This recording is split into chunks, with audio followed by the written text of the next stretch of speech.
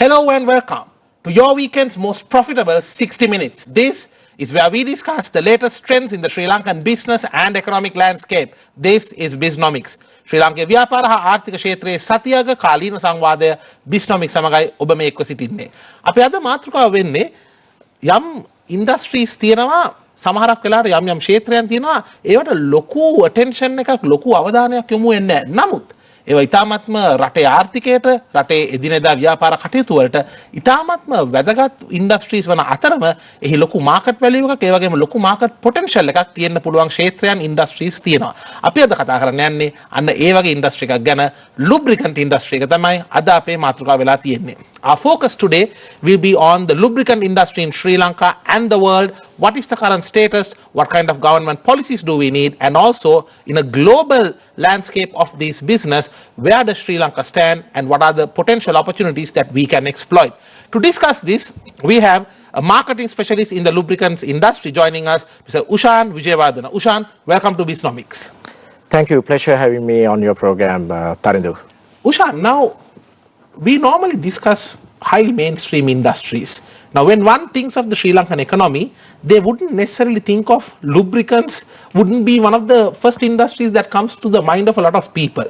Now, අපි ගොඩක් අයට සාකච්ඡා කරන්නේ අපි ගත්තොත් IT නැත්නම් automobile ඒ වගේ අර ප්‍රධාන streams ප්‍රධාන ක්ෂේත්‍රයන් ගැන කතා කරාට අපිට lubricant industry කියන එක එකපාරට ඔලුවට එන්නේ නැහැ. නමුත් මේක ඊටාත්ම රටේ දියුණුවට මේ lubricant industry එක හරි තත්ත්වයක තියෙන්න ඕන. මොකද වාහන ටික පාරට දැම්මට පස්සේ ඒව ටික හරියට දුවන්න lubricants අවශ්‍ය වෙනවා.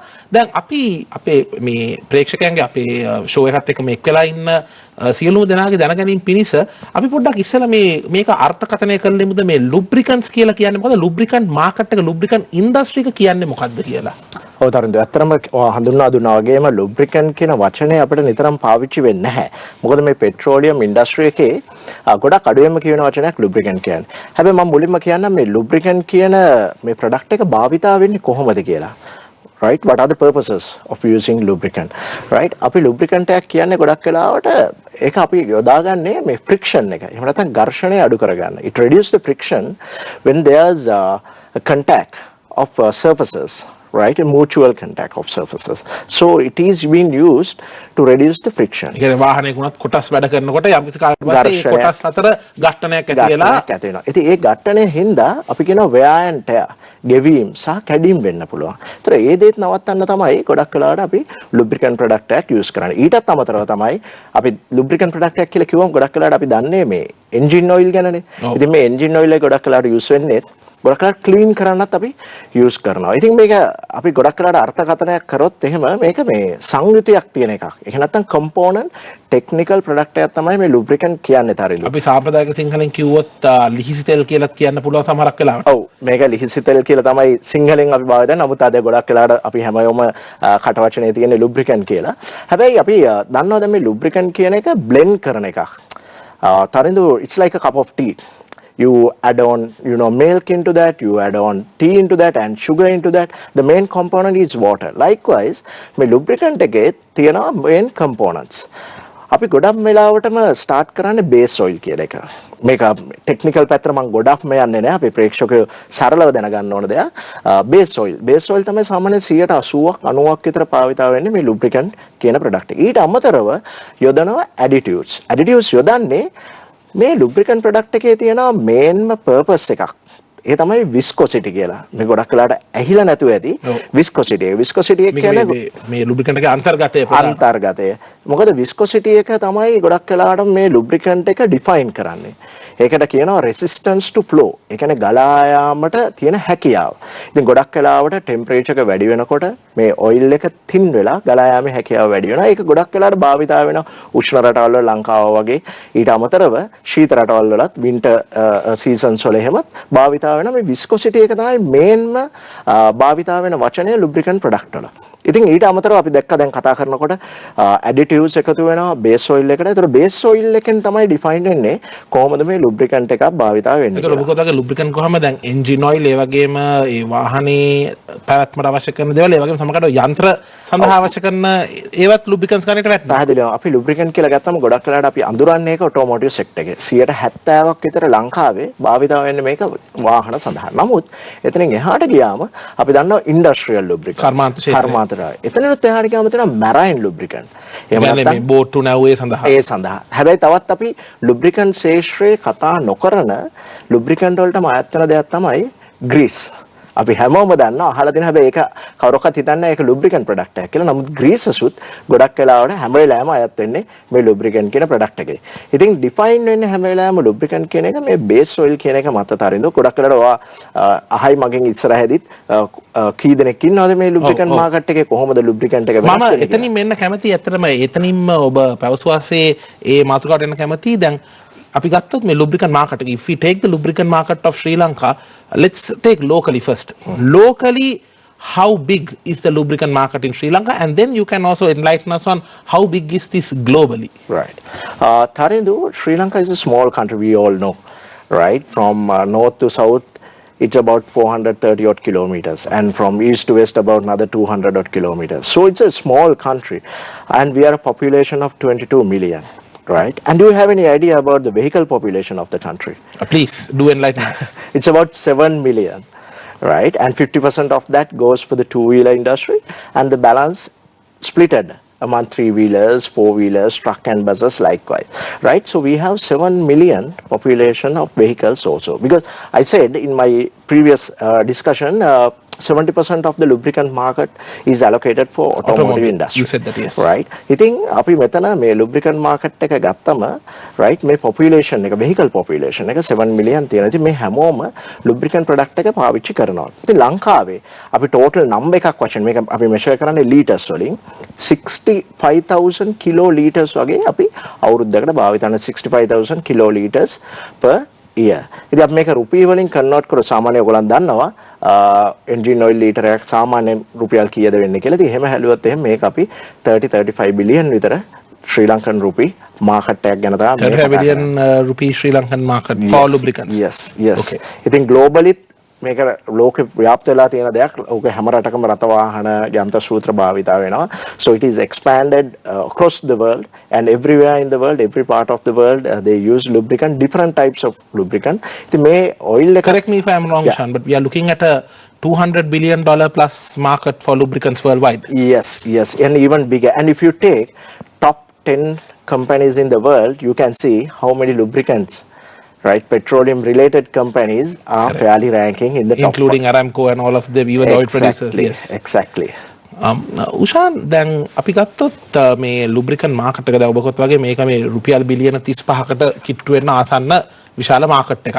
දැන් ලංකාවේ මේ වෙළඳපොළ කොච්චර තරඟකාරීද මේ lubricant? මොකද අපිට පේනවා බොහෝ brands අපිට පේනවා පිටරට brands උත් තියෙනවා, ලංකාවේ හදන සමහරක් brands තියෙනවා. දැන් එහෙම ගත්තාම මේ මිලියන 7ක වාහන සංඛ්‍යාවක් තියෙන රටක මේ ඉන්ඩස්ට්‍රි එකේ ප්ලේයර්ස්ලා කී දෙනෙක් ඉන්නවද? ඒ වගේම කොච්චර තරඟකාරීද මේ මාකට් එක? තරින්ද මෙහෙමයි. දැන් අපි පෙට්‍රෝලියම් දැන් ලුබ්‍රිකන්ට් එන්නේ පෙට්‍රෝලියම් කියන ඉන්ඩස්ට්‍රි එක ඇතුලේ. ඉතින් පෙට්‍රෝලියම් ඉන්ඩස්ට්‍රි එක ගැන අපි අනිත් ප්‍රොඩක්ට්ස් ගැන පොඩ්ඩක් කතා කරමු. මුලින්ම අපේ ඔළුවට එන්නේ ගෑස්. අපි ගෙවල් වල ඉඳන් භාවිත වෙන දැන්. ඔයා දන්නවා ලංකාවේ කී දෙනෙක් ඉන්නවද ගෑස් ප්ලේයර්ස්ලා? මට පේනවා ඔබ ස්ටැටිස්ටික්ස් එක ගොඩක් හොඳයි කියලා. මාවත් ටෙස්ට් කරනවා මෙතෙන්දී. ප්ලීස් අපිට කියන්න. දෙන්නයි. ඉතින් අපි හැමෝම දන්නවා ගෑස් ප්ලේයර්ස්ලා දෙන්නයි. එතකොට අපි බලමු ෆුවල් ස්ටේෂන් ඔපරේටර්ස්ලා. අපිට පෙට්‍රල් ගහන්න හරි ඩීසල් ගහන්න දෙන්නයි තුන් දෙනයි. හරි. අපි ගත්තොත් lubricant products මෙතන තමයි අපි මේකේ බලන්නේ කම්පිටිෂන් එක කොහොමද කියලා. ලංකාවෙම බ්ලෙන්ඩ් කරන 4 දෙනෙක්ම ඉන්නවා. බ්ලෙන්ඩ් කරනවා. මෙතන මම හිතන්නේ අපේ ප්‍රේක්ෂකයන්ගේ දැනගැනීමට අපි කියන්න ඕන බ්ලෙන්ඩ් කරනවා කියන්නේ අවශ්‍ය කරන්නේ අමුද්‍රව්‍ය ගෙනල්ලා ඒ අවශ්‍ය කරන අර බේස් එක එහෙම ගෙනල්ලා බ්ලෙන්ඩ් කරලා ෆයිනල් ප්‍රොඩක්ට් එක හදන එක. මොකද ලංකාවෙන්ම විතරක් සියලු අවශ්‍ය කරන ඒ අන්තර්ගත ඒ සියලු ෆැක්ටර්ස් අරගෙන හදන්න තරම් අපි ගත්තොත් දැන් ලංකාවේම තාම බේස් ඔයිල් ගන්න හැකියාවක් නැහැ. ඔව්. ඒකෝට ඒ කියන්නේ මේ ඉන්ඩස්ට්‍රි අනිවාර්යයෙන් යම්කිසි ඉම්පෝට් ප්‍රමාණයක් එනවා. ඔබ කොත් වගේ ඒවා ගෙනල්ලා හදන 4 දෙනෙක් ඉන්නවා. 4 දෙනෙක් ඉන්නවා. ඇත්තටම තරින්දුවා අපි ගැන කතා කරපු හින්දා මම කියන්නම් ලංකාවේ ඇත්තටම lubricant product එකේ value addition එක 105කටත් වඩා අඩු ප්‍රමාණයක තියෙනවා. මොකද ලංකාවේ තාම oil explore කරනවා. අපි තාම බලන අපි ඉදිරියේදී කතා කරමු ඒ ගැන. ඉතින් දැනට තියෙන විදිහට අපි base oil, additives, detergents ඊටත් අමතරව ගියොත් යන්ත්‍ර සූත්‍ර එතනින් එහාට ගියොත් මේ packaging materials පවා දැනට අපි import කරලා තමයි භාවිත කරන්නේ. ඉතින් value addition එක ගත්තොත් මේ අපි local blenders කියලා අපි හැඳින්නුවට මම හිතන්නේ 105කටත් වඩා අඩු ප්‍රමාණයක් තමයි මගේ දැනුම හැටියට තියෙන්නේ. ඒ local blendersලා 4 දෙනෙක්ම ඉන්නවා. අපි එතනින් එහාට ගියොත් අනේදු තව ඉන්නවා අපි import and sell. ඒ කියන්නේ අපි ඒගොල්ලන්ට කියනවා type 2 players in the market. Import, market and sell. ඉතින් මෙතන ඉන්නවා තව players 9 දෙනෙක්. දැනට කොහොමද දැනට 14ක් ඉන්නවා දැනට අපේ මේ market එකේ import and sell කට්ටියත් එක්ක. එතන තමයි මමත් ඉන්නේ. මම දැනට represent කරන brand එකත් එතන තියෙන්නේ import and sell category එක. ඉතින් තනද you can call it from US brand, UK brand, or even French brands, Chinese brand, Indian brand, you name it, we all have all these products available in this country. එතනින් එහාටත් ගියොත් අනේදු මේ recently අපේ මේ ලංකාවේ petroleum ministry එකෙන් තවත් license ලබා දුන්නා තවත් අලුත් players ලාට එන්න. ඉතින් එතනක් තියෙනවා අලුතෙන් බ්ලෙන්ඩර්ස්ලා 3 දෙනෙක්ට දැන්ට එක්කෙනෙක් හම්බෙලා තියෙනවා. ඒ මම රිප්‍රසන්ට් කරන කම්පැනි එකකට අපිටත් බ්ලෙන්ඩින් ප්ලාන්ට් එකේ ලයිසන් එක හම්බුණා. ඊට අමතරව තව දෙන්නෙක්ට ඒ ලයිසන් එක ලබා දීමේ කටයුතු යෙදීගෙන යනවා. ඊටත් අමතරව තවත් ප්ලේයර්ස්ලා 9 දෙනෙක්ට ඉදිරියේදී ලංකාවේ මාකට් එකට ලුබ්‍රිකන්ට් ගෙන්නලා විකුණන්න අවසර ලබා දීමේ ක්‍රියාත්මක 20කට වැඩි ප්ලේයර්ස්ලා ඉන්න පුළුවන්. 25කට වැඩි. එතකොට හැබැයි ඒ හැමෝම මේ ලෝක ප්‍රසිද්ධ හොඳම බ්‍රෑන්ඩ්ස් තමයි එන්නේ ලංකාවට. ඉතින් මම මෙතන දකින්නේ මේකයි ලංකාවේ මාකට් එක කියන්නේ සාමාන්‍ය පොඩි මාකට් එකක්. Comparatively it's a small market. So we have about 25 players to come and fight for their market share. මෙතන එක දෙයක් තියෙනවා අපි දන්නවා. That's a shark tank. Yes. Because it's going to be a tough competition among all the brands, but all of them are looking at the top 2-3 market share players. Now, for example, right, the number 1 player in the market almost having about close to 50% market share. Oh wow! Right, that's so it's a virtual monopoly. Correct. Right. Then the second player about another 20%, and the third and the fourth players are again having. So market 20%. Is highly concentrated. Yes, very much. So almost 90% of the market share splitted among the top 4 players. So everyone looking at to grab their market share from the number 1 player, but look at it. Having about 25 players to compete for a small market like Sri Lanka, it's going to be very tough. ඉතින් මේ හැම ප්ලේයර්ස්ලාත් එක්කම තමයි අපි මේ ලුබ්‍රිකන්ට් market එකේ ඉදිරිය දකින්නේ අනාගතේ කොහොමද වෙන්නේ කියලා. උෂාන් එතකොට දැන් ඔබට හිතෙන්නේ නැද්ද ඔය ඔක්කොම ප්ලේයර්ස්ලා එනකොට ලංකාවේ ඉන්න කස්ටමර්ස්ලාට මේ වාහන අයිති රථ වාහන හිමියන්ට එයාලට අඩු මිලකට බොහොම වැඩි ක්වොලිටි වැඩි ප්‍රමිතියකින් යුතු ලුබ්‍රිකන්ට්ස් ලැබෙයි කියලා ඔබ හිතන්නේ නැද්ද? නෑ මම හිතනවා නමුත් ඒක අඩු මිලක් කියලා අපිට සඳහන් කරන්න බෑ තානේද? මොකද ලෝකේ හැමතැනම සාමාන්‍ය බේස් ඔයිල් එකකට මිල ගණන් නියම වෙන්නේ කීප දෙනෙක්ගෙන්. මම එක උදාහරණයක් කියන්නම්. මම දැනට යෙදিলা ඉන්න ලුබ්‍රිකන්ට් ප්‍රොඩක්ට් එකෙන් තමයි ගොඩක් කරලා බේස් ඔයිල් සප්ලයි කරන්නේ. මේ බේස් ඔයිල් හැමෝම ගාව නැහැ. ඊට අමතරව සමහර බ්‍රෑන්ඩ්ස් තියෙනවා. අපි ගොඩක් වෙලාට කියන ඒක රත වාහනේ නම් අපි මෙතන බ්‍රෑන්ඩ්ස් නම් ගැන සඳහන් කරන්නේ. නමුත් රත වාහනේ නමින් තියෙනවා ලුබ්‍රිකන්ට්. ඒ කියන්නේ මේ රත වාහන බ්‍රෑන්ඩ් එකට මේ ලුබ්‍රිකන්ට් ප්‍රොඩක්ට් එක තියෙනවා. නමුත් අපි දන්නවා රත වාහන හදන කම්පැනිස් ලුබ්‍රිකන්ට් ප්‍රොඩක්ට්ස් හදන්නේ නැහැ. ඉතින් ලුබ්‍රිකන්ට් ප්‍රොඩක්ට් අර කම්පැනිස් වලින්ම හදලා තමයි ඒ බ්‍රෑන්ඩ් එක නමින් නිකුත් කරන්නේ. ඉතින් ඔය වගේ මේ මාකට් එකේ ලොකු ඇමල්ගමේෂන් එකක් තියෙනවා. ඒ කියන්නේ බේස් ඔයිල් සමහරවට අරගෙන එක කම්පැනිකකින් අනිත් කම්පැනිස් අතර බෙදනවා. අර ප්‍රොඩක්ට් හදලා පැකේජින් වලදී ඒගොල්ලන්ට බෙදලා දෙනවා. ඕන් ලේබල් පැකේජින් කියලා අපි කියනවා. Private labelling. ඒ වගේ අපි ඒගොල්ලන්ට ලබා දෙනවා. ඉතින් ඔය වගේ මේ මාකට් එක කීප දෙනෙක් අතරේ තමයි බෙදලා තියෙන්නේ. නමුත් බ්‍රෑන්ඩ්ස් ගොඩක්, කම්පැනිස් ගොඩක්, රටවල් ගොඩක් මේ ලංකාවේ මේ පුංචි මාකට් එක ඇතුලේ මේ වෙලාවේ ක්‍රියාත්මක වෙනවා. දැන් මේ වෙනකොට අපි දන්නවා බොහෝ යම් විදියේ ආනයනයන් නවත්වලා තියෙනවා. දැන් උෂාන් lubricants වලටත් ඒ වගේ මොන හරි restrictions තියනවද? ඒ වගේ සම්බාධක තියනවද? නැත්නම් ඒක කරගෙන යන දීලා තියෙන්නේ? lubricant කියන product එක තමයි අත්‍යවශ්‍ය සේවාවක් වශයෙන් ගැසට් කරලා තියෙන්නේ. It goes as an essential service. ඉතින් ඒකින්ද lubricant අනිත් එක තමයි lubricant ලංකාවේ හැමෝම තියෙන ආනයනය කිරීම. local blending කිව්වට ඒ හැමදේම ආනයනය කරන මම කලින් සඳහන් කරා වගේ බොහෝ අවස්ථාවල. ඉතින් ඒකින්ද මේක අපිට ආනයනය සීමා කිරීමේ හැකියාවක් නැහැ. නමුත් රජය විසින් පසුගිය කාලයේදී විශේෂ සහන ලබා දුන local blending වලට. හැබැයි මමත් එතන තමයි මම සඳහන් කරේ local blending වල මම දකින විදිහට තාම අපිට තියෙන 105ක වගේ value addition එක locally. ගොඩක් වෙලාවට ඒක එන්නේ සේවක මහත්වරුන්ගෙන් සහ කම්පැනිගේ අයිතිය මත. ඉතින් එහෙම ගත්තම මේකේ value addition එක ගොඩාක් අඩුයි. ඉතින් ඒකින්ද අපිට lubricant ආනයනය සීමා කරන්න බෑ.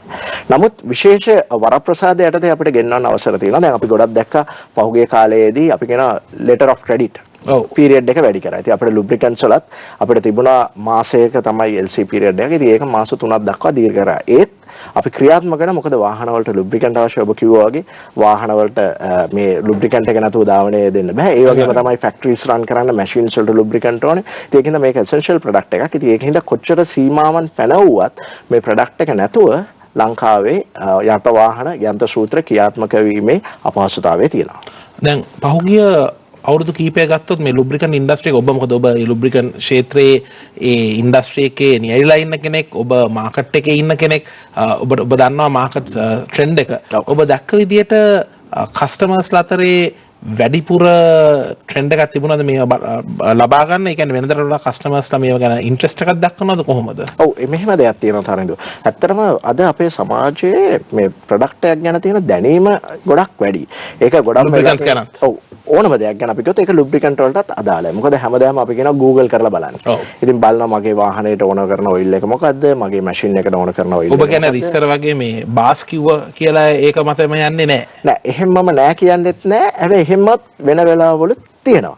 හැබැයි now people have access to internet, so they Google it and see what is the best product for my vehicle, what is the best product for my machineries. ඉතින් මේක ඒගොල්ලන් හැම වෙලාවෙම බලලා කරලා ඉවරලා තෝරගන්නවා. ඉතින් පහුගිය කාලේ ඔය කිව්වා වගේම මම දැන් රට වාහනේ දානවා යෙදුන අඩුයි ෆැක්ටරිස් ටිකක් වහලා තිබුණා. ඒකින්ද අපි දැක්කා මේක ඉල්ලුම ගොඩක් අඩු වෙලා තිබුණා. හැබැයි තනදු ලංකාවේ මම කියනවා මේ වෙලාවෙත් ඒක බ්ලෙන්ඩර්ස්ලා අපි 4 දෙනෙක් ඉන්නවා. අතන ලංකාවේ තියෙනවා ඕවර් සප්ලයි scenario එක.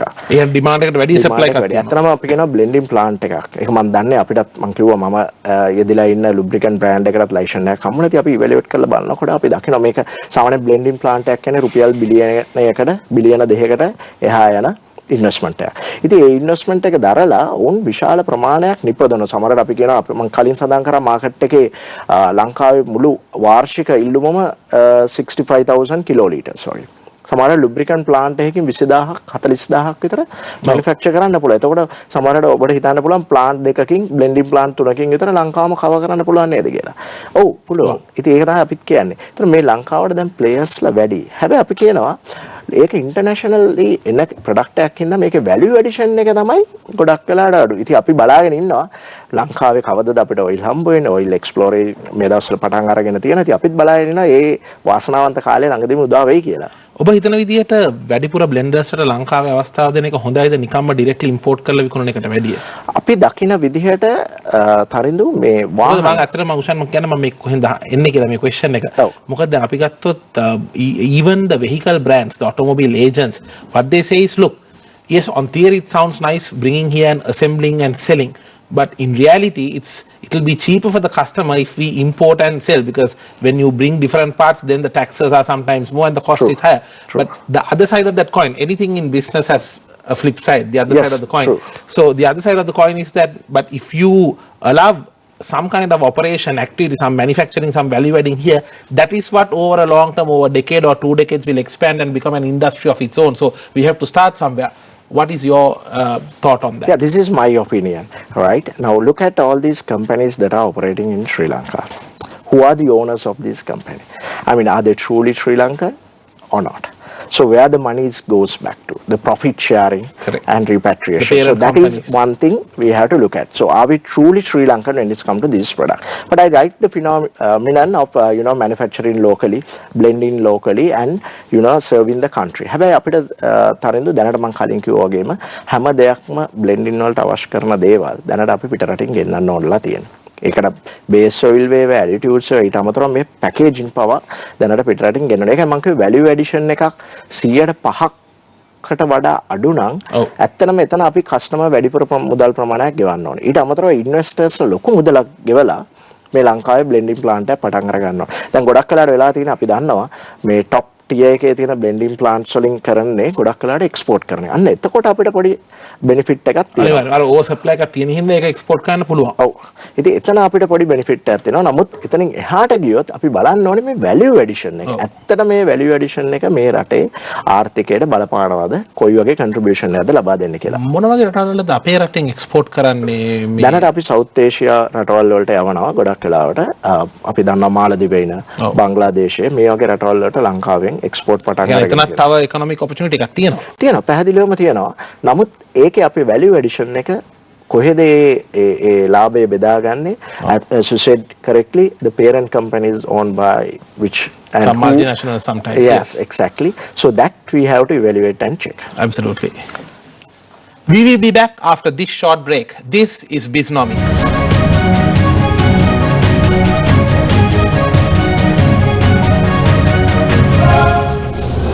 ආයුබෝවන් නැවතත්. හෙට දින ව්‍යාපාර ලෝකයේ බාධක අභියෝග ජය ගැනීමට අද දින ඔබට ලැබෙන පන්නරය මේ ඔබගේ සතියක ශ්‍රී ලාංකීය ව්‍යාපාර හා ආර්ථික ක්ෂේත්‍රයේ කාලීන සංවාදය Bisnomics සමගයි ඔබ එක්ව සිටින්නේ. අපේ අද මාතෘකාව lubricants industry ගැන. Ushan, now we spoke about in general the lubricant industry, the market potential, all that before the break. දැන් අපි ගත්තොත් මේ ඉන්ඩස්ට්‍රිය ගැන මොකද මම කලින් කිව්වත් වගේ අර ප්‍රධාන පෙළේ ක්ෂේත්‍රයක් ඉන්ඩස්ට්‍රියක් විදිහට ගොඩක් අයගේ ඔළුවට එකපාරට එන්නේ නැහැ මේ lubricants industry එක. දැන් වාහන හිමියන් ඔබ කිව්වත් වගේ ලංකාවේ මිලියන 7ක් විතර වාහන තියෙනවා. දැන් වාහන හිමියන් කොච්චර දැනුවත්ද කොච්චර එඩියුකේටඩ්ද මේ තමන්ගේ වාහනයට ගන්න lubricant එක පිළිබඳව. මොකද මම මේක අහන්නේ consumer education කියන එක. ඒ පාරිභෝගිකයාට තියෙන දැනුම පාරිභෝගිකයා කොච්චර දුරට මේ පිළිබඳව දැනුමක් හදාරලා තියෙනවද කියන එක ඉතාමත්ම වැදගත් වෙනවා ඉන්ඩස්ට්‍රි එක ග්‍රෝ වෙනකොට. දැන් ඔබ දකින විදියට ශ්‍රී ලාංකික පාරිභෝගිකයන්ට හොඳ දැනුමක් තියෙනවද අවශ්‍ය කරලා තියෙන තමන්ගේ වාහනයට ගැලපෙන ලුබ්‍රිකන්ට් එකක් තෝරා ගන්න නැත්නම් අර වාහනේ ගැන බලන කාර්මිකයන් දෙන ඇඩ්වයිස් එක අනුව ගිහිල්ලා ගන්න ට්‍රෙන්ඩ් එකද තියෙන්නේ? ඔව්. මම මෙහෙම දෙයක් කියන්න තරද ඔය ප්‍රශ්නෙට මගේ උත්තරය වෙන්නේ ඔව් සහ නැහැ දෙකම. මොකද ඉස්සර වගේ නෙවෙයි දැන් අපිට තියෙනවා access to information. අපිට ඕන වෙලාවක අර මම කලින් සඳහන් කරා වගේ Google කරලා බලන්න පුළුවන්.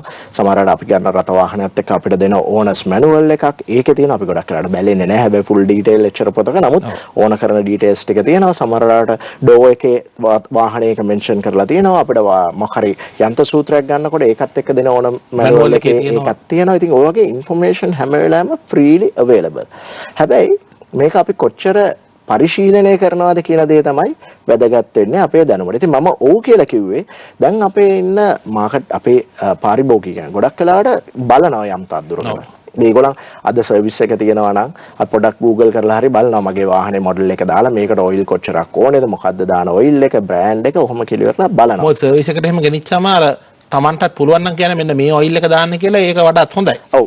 ඉතින් හැබැයි එකම දේ අපි දකිනවා මේ වාහනවල ඩෙවලොප්මන්ට් එකක්. ඒ කියන්නේ අපි කියනවා ෆීචර්ස් ඇඩ් වෙලා දැන් හැමදාම ඇත්තටම අපිට වෙලා තියෙන තරඳු ඩ්‍රයිව් කරනවා කියන එකත් නෙමෙයිනේ අපි කරන්නේ.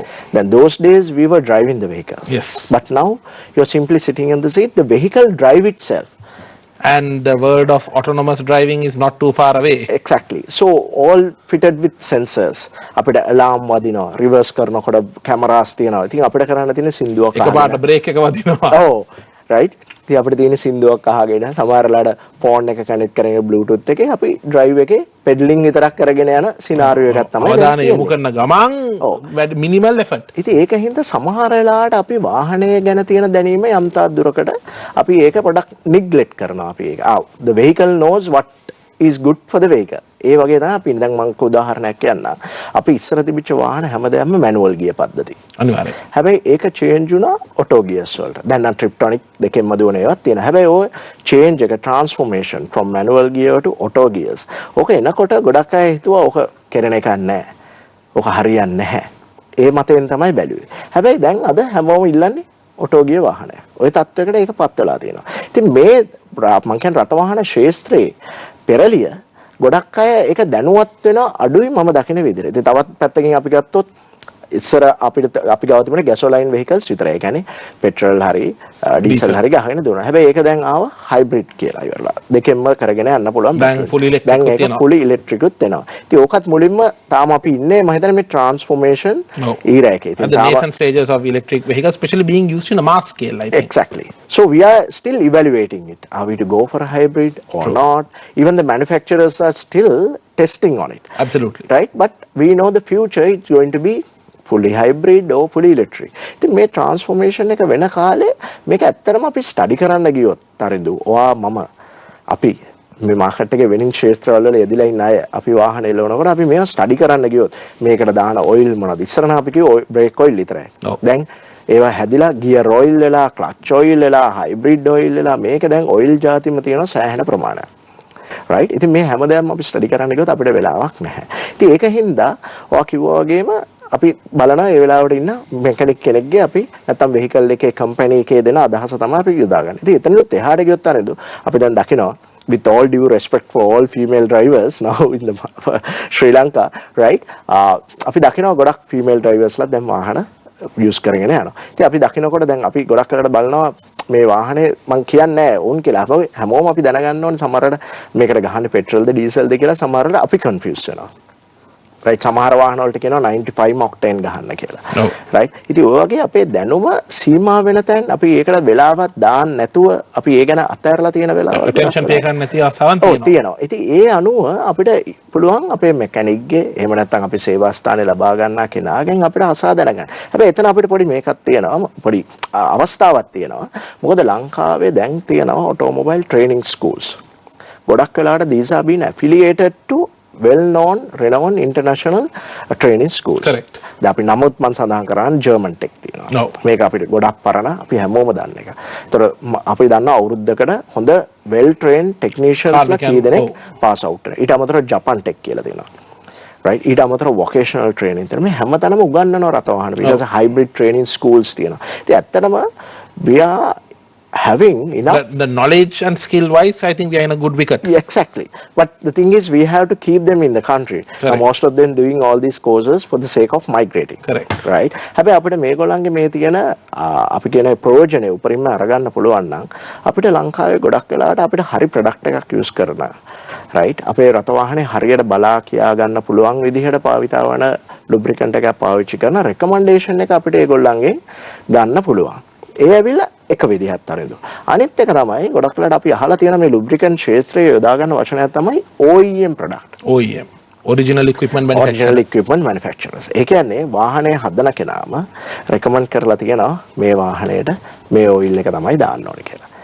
ඒක පිළිපදිනවද කට්ටිය? ඒක ගොඩක් වෙලාවට පිළිපදිනවා. නමුත් මම අර කිව්වා වගේම සමහර වෙලාවට අපි ගිහිල්ලා මෙකැනික්ගෙන් ඇහුවම සර්විස් ස්ටේෂන් එකෙන් ඇහුවම ඒ දේවල් පොඩ්ඩක් වෙනස් වෙනවා. ඉතින් අර මම කලිනුත් කිව්වනේ රථ වාහන හදන companies oil හදනවද නැද්ද?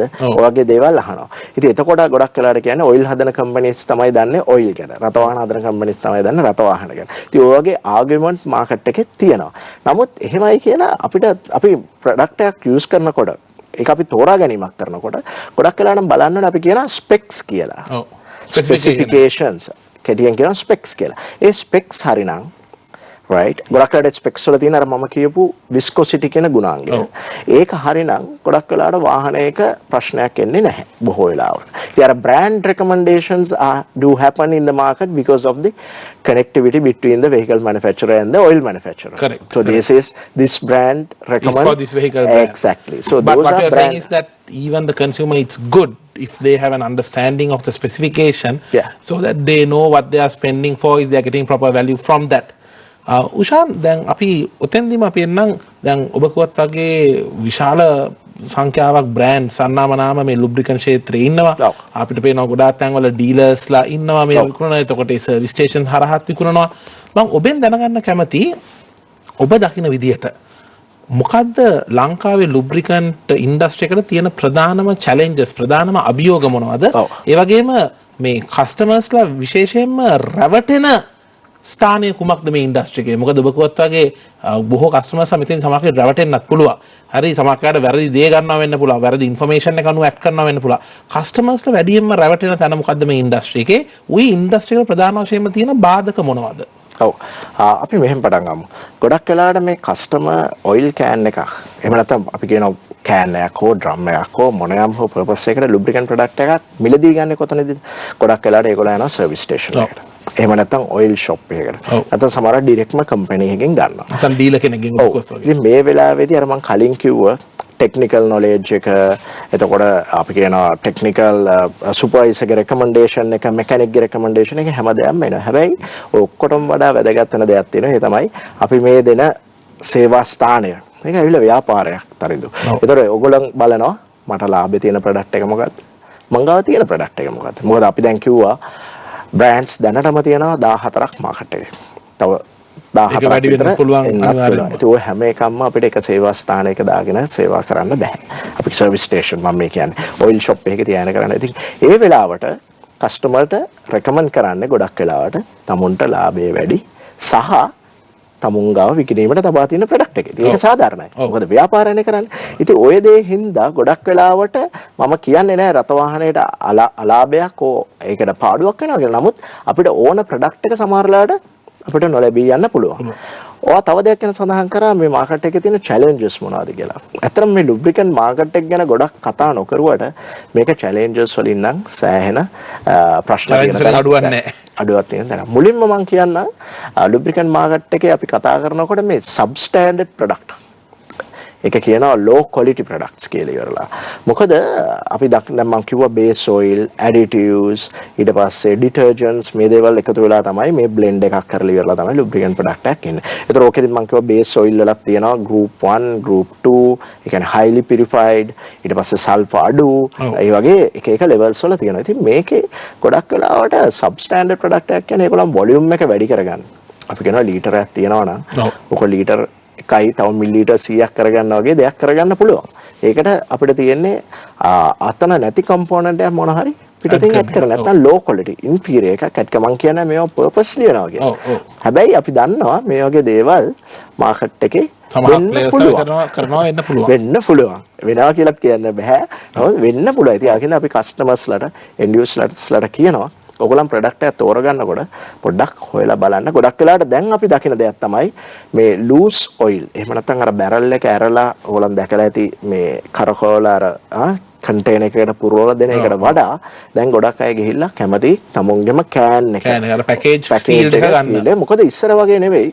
දැන් ඕන කරන ලීටර් ප්‍රමාණය ලීටර් 3 දෝනේ ලීටර් 4 දෝනේ ලීටර් 5 දෝනේ ලීටර් 6 දෝනේ ඒ ඕන ප්‍රමාණයට තමුන්ගේ ඕන කරන ලුබ්‍රිකන්ට් එක තියෙනවා. ඉතින් මේ සබ්ස්ටෑන්ඩඩ් ප්‍රොඩක්ට් කියන එක තමයි ලොකුම චැලෙන්ජ් එක මාකට් එකේ තියෙන මේ දවස්වල මේක මම කියන්නේ හැමෝම කරනවා කියලා හැම තැනම තියෙනවා. හැබැයි වෙන්න පුළුවන්. Be watchful.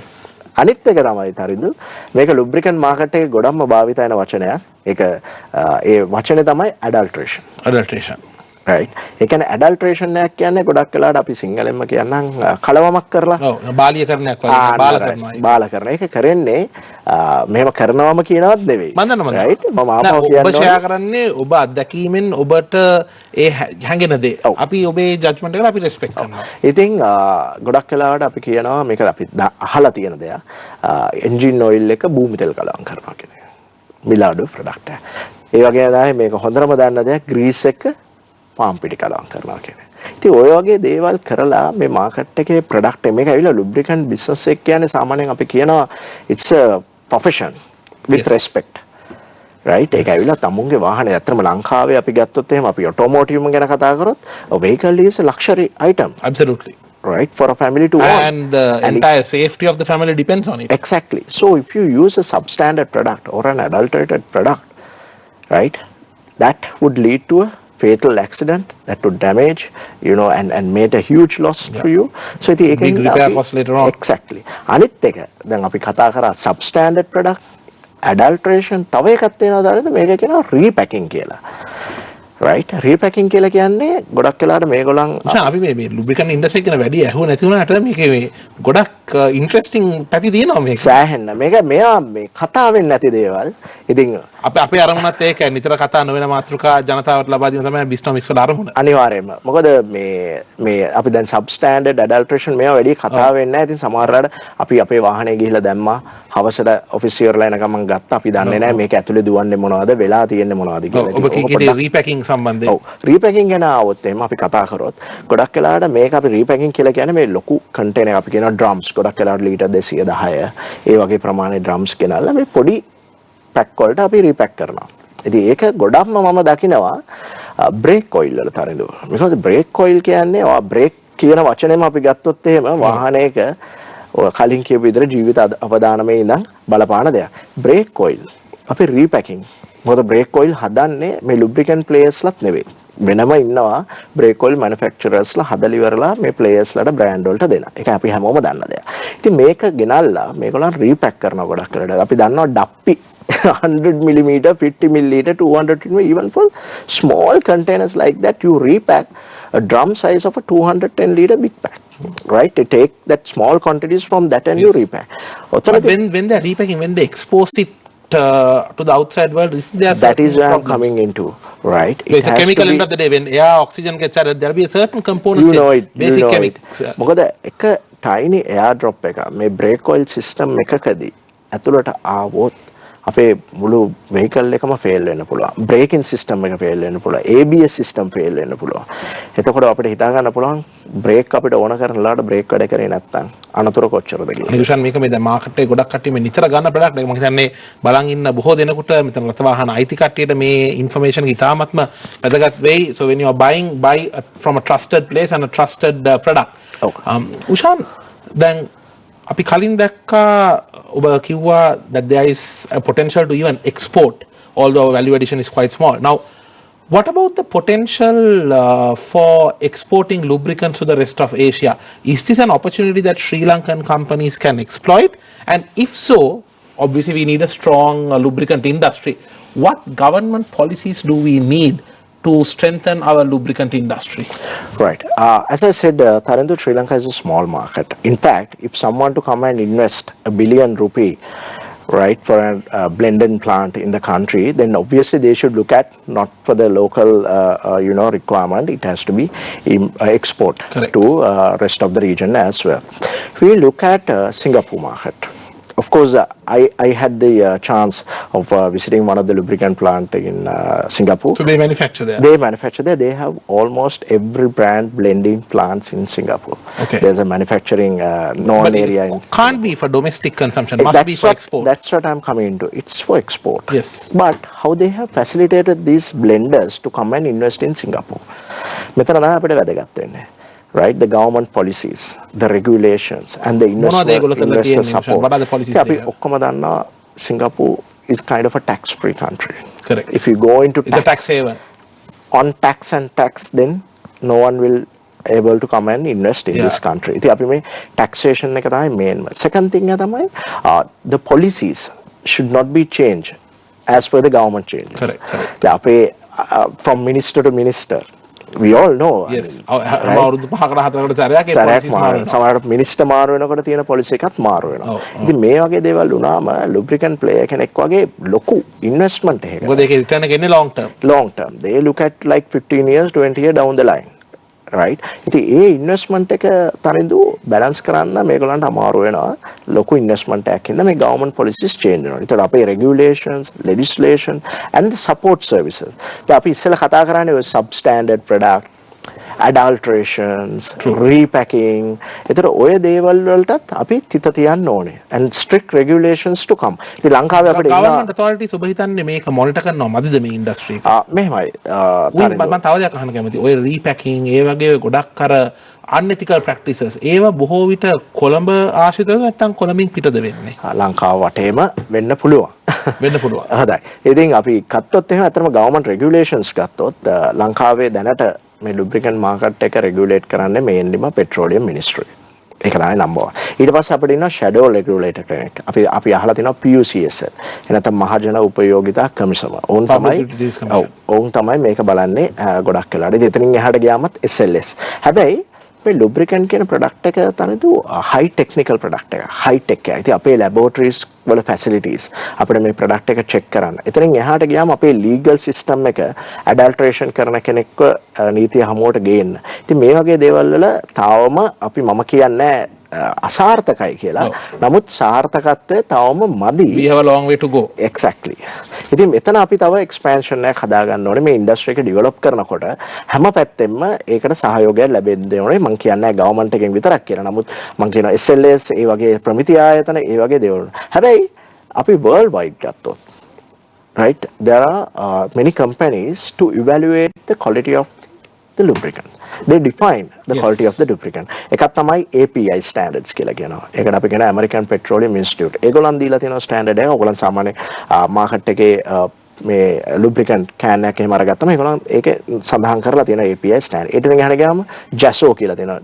ඒ කියන්නේ Japanese automobile standard. මේ තාක්ෂණ මේ standards හරියට implement කරලා ඒ අනුව government එකත් හරි framework එකක් ගේන්න ඕන to make sure that what we produce and what we have available here is the ones on the right standard and aligned with these standards given. ඉතින් මේක ලේසි නැහැ. මොකද අපිට මේ oil එක කියන එක හැම තැනින්ම හැම වෙලාවෙම check කරන්න බෑ. මම එක උදාහරණයක් කියන්නම් තරෙදු. ඔයගොල්ලන්ට මතකයි ඇති අපිට මතකයි අවුරුද්දකට දෙකකට විතර කලින් ලංකාවේ වාහන එකපාරටම නවතින්න ගත්තා. දුවනවා. මතකයි ඇති කියලා මම හිතනවා. පස්සේ අපි හොයලා බැලුවම ඒක උනේ ලංකාවට වචනයෙන්ම කියනවා බාල පෙට්‍රල් ගෙනාව එක. ඉතින් කවුරක්වත් දැනන් හිටියේ නැහැ. ඒතර මේ බාල පෙට්‍රල් ගේන්නේ කොහොමද? ඒක පම්ප් කරලා වාහනේ මග නතර වෙනකල් දැනන් හිටියේ නැහැ. ඉතින් ඒක මං කියනවා ලොකු ආර්ථිකයට පාඩුවක්. ඒ වගේ දේවල් වෙන්නේ කොහොමද? ඉතින් ඒ වගේ අපි කියන පොඩි ලූප් හොල්ස් මම හිතන්නේ මේක නරඹනවා නම් අපේ රජයේ නිලධාරීන් පියවර ගත යුතුයි මේ වගේ දේවල් මඩ පවත්වන්න. අපි ඒක ගැන සාකච්ඡා කරමු. මද විරාමයකින් නැවතත් හමු වෙමු. මේ Bisnomics.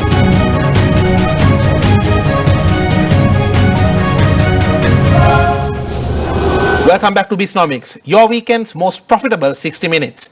Our focus today is on the lubricant industry and the future potential of it, what government policies do we need, and what does this industry hold for Sri Lanka as a potential opportunity to enter the rest of the region from exports. Now, Ushan, let's talk about the big picture here.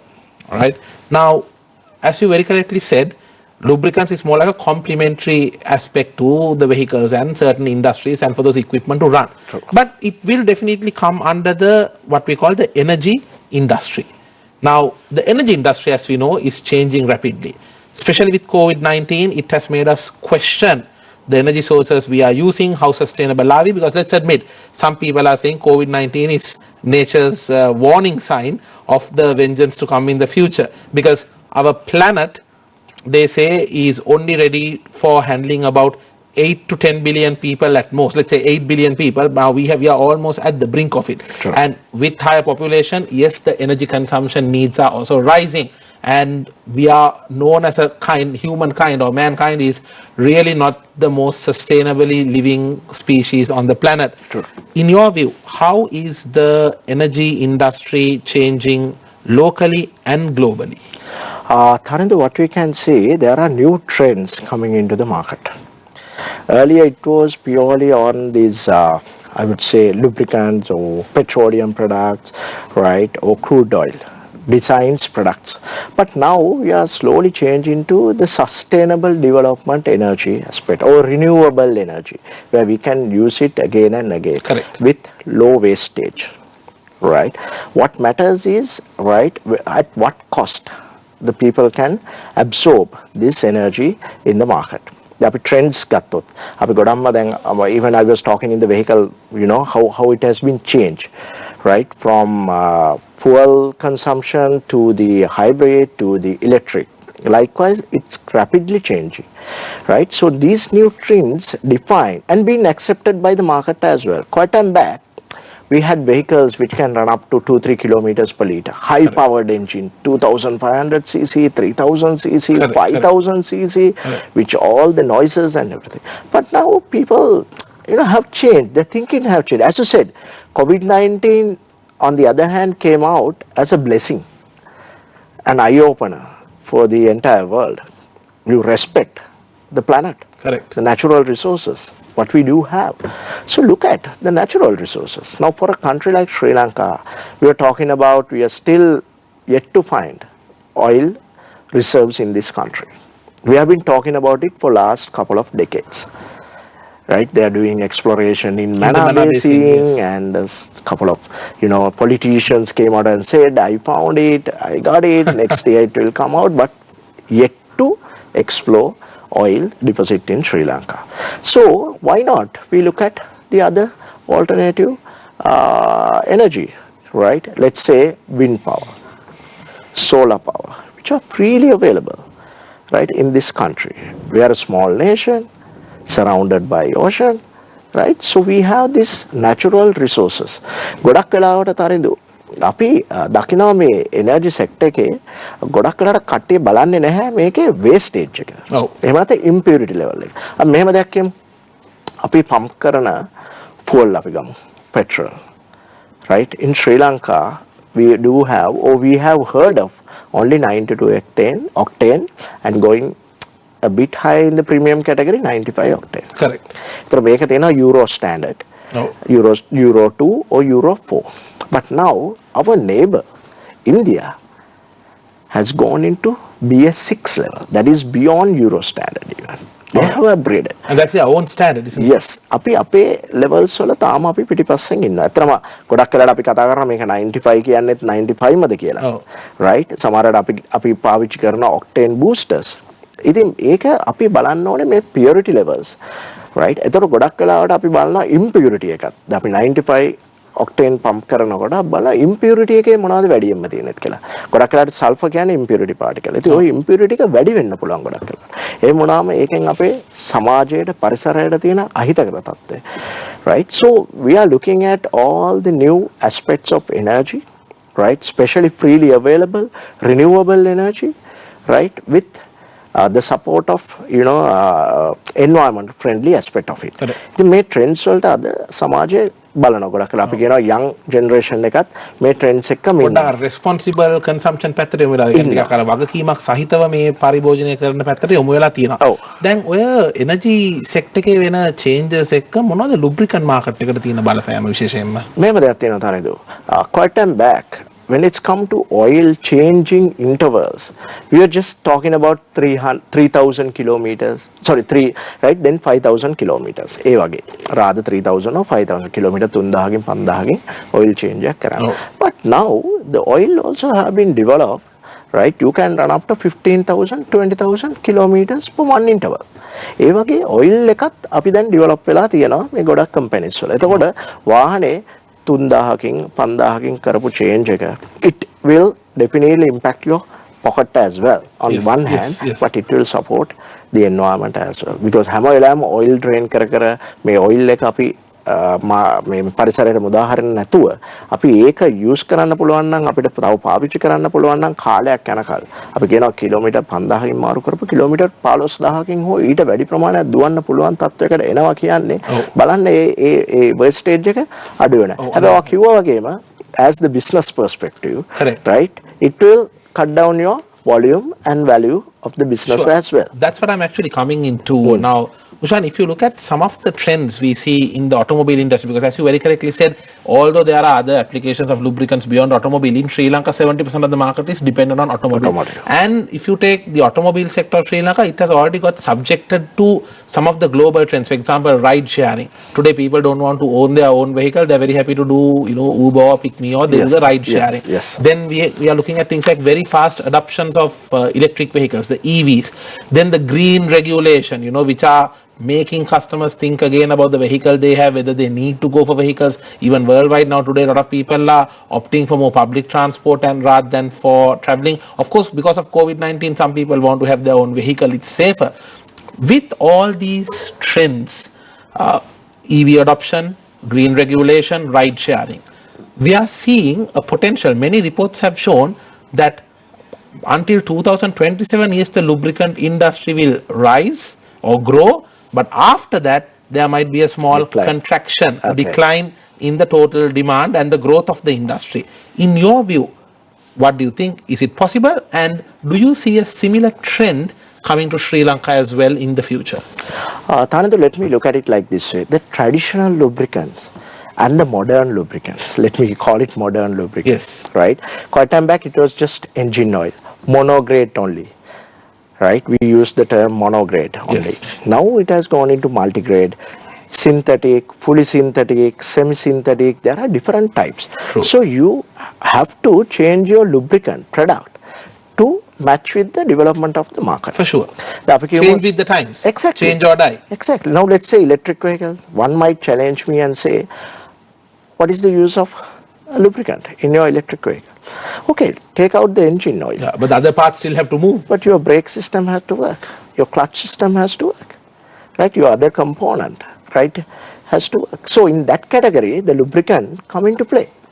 And අපි අනිත් පැත්තෙන් ගත්තොත් energy එක අපි කතා කරනකොට windmills වල turbine oil, compressor oil මේ ඉන්ඩස්ට්‍රි එකේ අලුතෙන් ඩෙවලොප් වෙන දේවල් තියෙනවා. ඊටත් අමතරව අපි දකින දේවල් තවත් තියෙනවා lubricant aspect එකේම එන food grade oils. Food grade. ඒ කියන්නේ ඒක අපි කියන ආහාර පාන සඳහා වුණත් බය කියන ආහාර පාන වලට ස්ප්‍රේ කරනවා නෙවෙයි. නමුත් in the manufacturing process. Now good example tea estates. Right? They can use it as blenders, grinders වල එහෙම. Exactly. And even for tea bushes as a pesticide, right, they can use certain oils. මේවත් lubricants යටතේ එනවා. Lubricant යටතේ එනවා. ඉතින් මේ වගේ අලුත් development. ඒතර high temperature greases, right? Alut lubricant product will develop now. So I don't say there's sudden decline or a contract, in the market will happen. What you're saying but is there won't be any contract. Maybe it will happen in some of the automobile traditional lubricants. Lubricant will but die. Then again, look at the new potential opportunities. Avenues that are available. ඇත්තටම තරදෝ අපි දකින දෙයක් තමයි මේ develop market එකක් කියලා ගත්තාම මේක ලංකාවටත් අදාළයි. මගේ අදහස. අපි හැම වෙලාවෙම හිතනවා we have 20 million population or 22 million of population with 7 million vehicle population. හැබැයි අපි develop economy එකක් කියන්නේ මොකද්ද? හැමෝටම වාහනයක්, හැම ගෙදරටම වාහනයක් තියෙන එක මම හිතන්නේ නැහැ. අපි දකින්න ඕනේ අපි දැක්කම පිට රටක develop country එක කොහොමද මේ economy එක continue වෙන්නේ. අපි ගොඩක් වෙලාවට අපි කියමු ලන්ඩන් වේවා, සිංගප්පූර් වේවා, ටෝකියෝ වේවා අපි දැකලා තියෙන දේවල්. Right? They don't use their own vehicle. They take public transport. Correct. So metro city developments. අපි ගොඩක් වෙලාවට දකිනවා. Right? You and come in your own vehicle. Correct. Right? And park it in the MRT station somewhere. Get into the train, go to your office. So the use of lubricant, your spends on lubricant is being minimized. Correct. But at the same time, that the metro system vehicle will anyway need lubricant. Exactly. So are you saying that the lubricant companies need to look at the changing lifestyles, changing urban planning levels of different cities and come up with new innovations accordingly? Exactly. They have to support the system changes. They have to come and propose. Because, Thanindu, as I said, these lubricant companies are world's top players. Correct. Right? They are number 1, number 2, number 5 in their business. Right? Top world companies. So they can, Sri Lanka is a small economy. They can come and, right, educate, advise the government institution on these changes. True. And support in the process. And it will help their business growth as well. So that's how it has to be. So complement each other and develop the business. ඒක තමයි මම හිතන්නේ අපේ අනාගතයේ වෙන්න ඕන දේ. මේ business growth එකටයි, රටටයි, සමාජයටයි, පරිසරයටයි අපි හැමෝටම වැදගත් වෙන්නේ. අපි අනාගතය ගැන හිතලා වැඩ කරොත් තමයි. කාලේ හැටියට වෙනස් වෙන්න ඕන වෙනස් වෙන්න ඕන අපි හැමෝම. අපි දැක්ක නැත්නම් බොහෝ ප්‍රධාන ව්‍යාපාර කාලයත් සමග වෙනස් නොවුණු ඔවුන් ටික කාලයක් යනකොට උන් ඇත්තටම වැසී යනවා. ඔව් ඇත්තටම අපි අනිත් පැත්තෙන් ගත්තොත් ලංකාව ගත්තොත් තරිඳු අපි තමයි මම හිතන්නේ එනර්ජි එකට එහෙම නැත්නම් අපි කියනවා මේ බල ශක්තිය සඳහා වැඩිම වියදමක් per unit වැඩි මේකද මං අපේ ගෙදර ඉලෙක්ට්‍රිසිටි බිල් එකක් ගත්තොත් අපි AC එකක් දාලා ෆ්‍රිජ් එකක් දාලා තිබ්බොත් අපි දන්නවා කරන්ට් බිල සමහරලාට අපිට හිතා ගන්න බැරි විදියට මේ per unit expense එක වැඩිම රටක් තමයි ලංකාව මේ region එකේ. හැබැයි අපිට natural resources අපි ගත්තොත් වැස්ස අවුව හුලං මේ හැමදාම අපිට තන get use of that. එතකොට අපිට පුළුවන් වෙනවා මේ රටේ අපි හැම වෙලාවෙම පෙට්‍රෝලියම් වලට පිට රටට වියදම් කරගෙන කරන්නේ නැතුව අපිට පුළුවන් අලුත් විදියකට හිතලා ඉවරලා මේ බල ශක්තියත් ඇත්තටම පාවිච්චි කරලා දැක්ක මේ ළඟදී එක්තරා තේ කර්මාන්ත කම්පනියක් කියන්නේ තේ කර්මාන්ත ක්ෂේත්‍රයේ ඉන්න ප්‍රධාන තමත් පැරණි ව්‍යාපාරයක්. නමුත් ඔවුන්ගේ සියලුම ෆැක්ටරිස් වල වහලට මේ සෝලර් පැනල්ස් දාලා ඒ තේ කම්පැනි එකක් වුණාට එයාලා බල ශක්තිය ගැනත් හිතුවා එතෙන්දී. ඔව් ඇත්තටම අපි දැන් සෝලර් කම්පැනි එකක් අපි ගොඩක් වෙලාවට හිතන්නේ මේ තනින්දු මේ පැනල්ස් ටිකක් ගහලා එහෙම නෙවෙයි. දැන් බිත්තියෙත් පුළුවන්. ඒ කියන්නේ දැන් අපි දකිනවා දැන් අපි කොළඹ සයිඩ් එකට ගියොත් එම all wall cladding done. So instead of wall cladding, you use solar panel. They are a new technology. Even for the roof, you don't have to use this cancerous asbestos and other stuff. There are solar tiles even. It has gone into that level. අපි හැම වෙලාවෙම බැලුවේ මේ petroleum industry එකයි ඒකත් එක්කම අපි develop වෙන්නේ කොහොමද කියලා අරෙන්න අපි alternative study කරේ නැති මම මේ program එක බලාගෙන ඉන්නවා නම් අපේ බලකිය යුතු බලධාරීන් පොඩ්ඩක් අපි පිට රටකට ගියාම අපි චීනෙන් මම ගොඩක් වෙලාට ගියාම අපි දකින දේවල් තියෙනවා මේ අපි හිතන්නේ මේ ක්ලැඩින් එක කරලා තියෙනවා. ඔය තාක්ෂණය පැත්තෙන් අපිට වඩා රැල්ලක් ඉදිරියෙන් ඉන්නවා කිව්වොත් නිවැරදිද? රැල්ලක් නෙමෙයි මම කියන්නේ ගව් ගානක් ඉදිරියෙන් ඉන්නවා තරින්ද අපි සෑහෙන පිටිපස්සෙන් ඉන්නේ. හැබැයි අපිට තමයි පුළුවන් ලේසියම මේ රටේ this is a country where we can do research and development easily. Correct. And I know in mobile industry, the mobile network operators have already taken this country as a research and development center. And we were the first in South Asia to launch 4G. 5G, right? Yes. Why not in energy sector? Absolutely.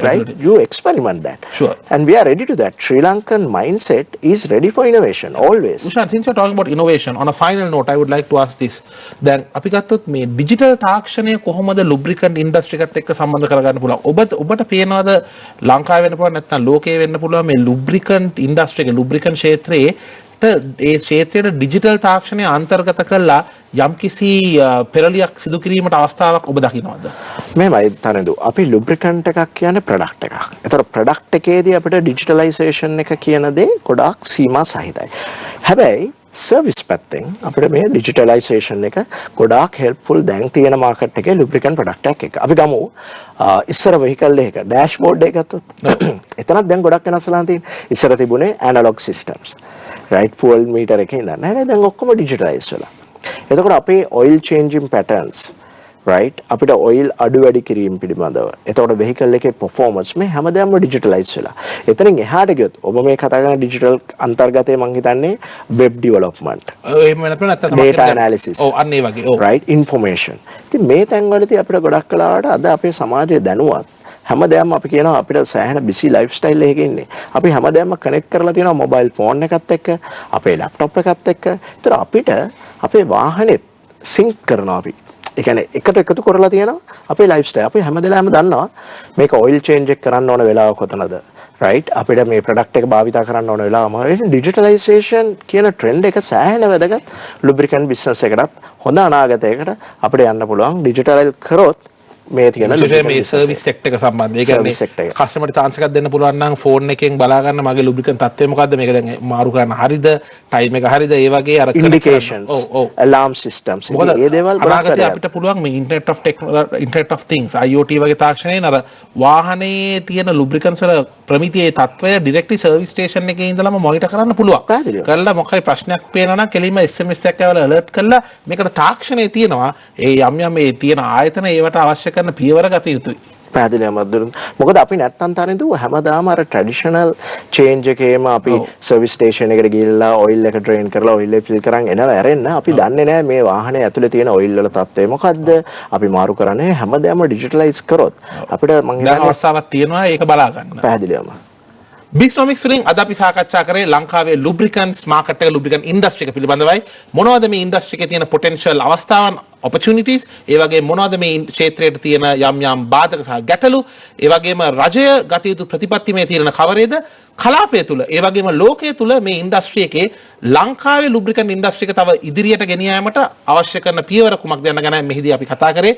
ඉතාමත්ම ස්තුතිවන්ත වෙනවා උෂාන් විජේවර්ධන මහතාට අපිත් සමග මේ දැනුම බෙදා හදාගත්තාට. මම දන්නවා ඔබ ගොඩක් වෙලාවට ඔබ මේ ටෙක්නිකල් ෆීල්ඩ් එකක් ගොඩක් වෙනස් වීම වෙන ෆීල්ඩ් එකක්. මෙහිදී ඔබ ඔබේ වසර 15කටත් වඩා අධික අත්දැකීම් වලින් ඔබගේ මතය අපිත් එක්ක බෙදා හදාගත්තා කියන එක මම පිළිගන්නවා. හැබැයි අපි මේ මතය අනිවාර්යයෙන්ම විශ්වාස කරනවා. මම ඉතාමත්ම කැමතියි ඔබ පාරිභෝගිකයන්ට ප්‍රායෝගිකව අවශ්‍ය වෙන යම් දේවල් උෂාන් ඔබ ෂෙයා කරා අර වෙන්න පුළුවන් ප්‍රශ්න සමහරක් වෙලාවට ඒ ගන්න ප්‍රොඩක්ට් එකට වෙන්න පුළුවන් ඒ අර බාල කරලා තියෙන්න පුළුවන් ඒකින්ද පරිස්සම් වෙන්න කියලා ඉතාමත් ස්තුතියි ඒ දැනුම ෂෙයා කරලා අපිත් එක්ක. Thank you for joining us today. Thank you very much, Tarind, for giving me this opportunity. Pleasure is always ours, Ushan. Thank you. And with that, we wrap up today's episode of Bisnomics. This is your weekend discussion of the latest in the Sri Lankan business and economic landscape. I will see you with the next episode.